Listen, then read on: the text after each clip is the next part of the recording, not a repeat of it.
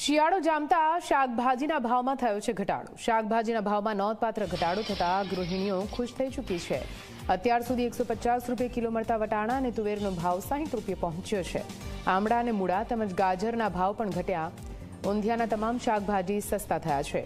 ટામેટા, સુરતી પાપડી, લીલી ભાજીના ભાવ પણ ઘટ્યા છે।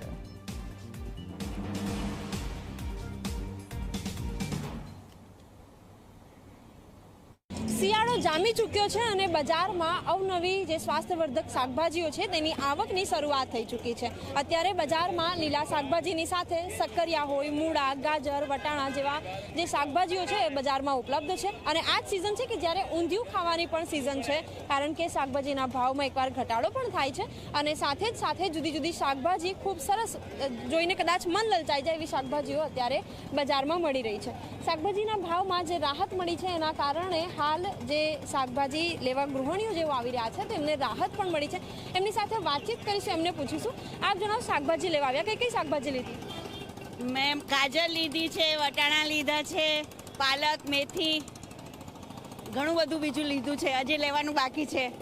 બિલકુલ, ભાવમાં તમને લાગે છે રાહત મળી હોય? જરૂર, બહુ જ રાહત છે। હું સેટેલાઇટથી આવું છું, ત્યાંનો ભાવ ને અહીંયા ભાવમાં બહુ જ ફેર છે।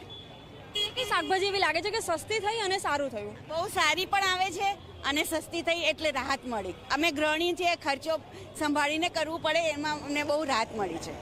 બિલકુલ, ઘણો બધો ખર્ચ શાકભાજીમાં થતો હોય છે અને અત્યારે જે બજેટ ગૃહિણીઓ એક બાંધીને ચાલતી હોય છે એ જ બજેટમાં અત્યારે શાકભાજીઓ મળી પણ રહી છે। સુંદર લાલ જે સ્વાસ્થ્યવર્ધક જે ગાજર કહી શકાય, કારણ કે આ જ સિઝન છે કે જ્યારે લોકો કસરત કરતા હોય છે, શરીરને સ્વસ્થ રાખવા માટેના પ્રયત્નો કરતા હોય છે, તો એ જ પ્રમાણેની શાકભાજી અત્યારે બજારમાં મળી રહી છે અને ક્યાંક જે ભાવમાં રાહત થયો છે તેના કારણે ગૃહિણીઓને પણ રાહત મળી છે। બજેટ તેમનું જળવાઈ રહ્યું છે અને આવો જ ભાવ હંમેશા રહે તે પ્રકારની તેઓ અપેક્ષા રાખે એ પણ ખૂબ અપેક્ષિત છે। કેમેરામેન તુષાર શાહ સાથે સપના શહેર, માઝ 24 કલાક, અમદાવાદ।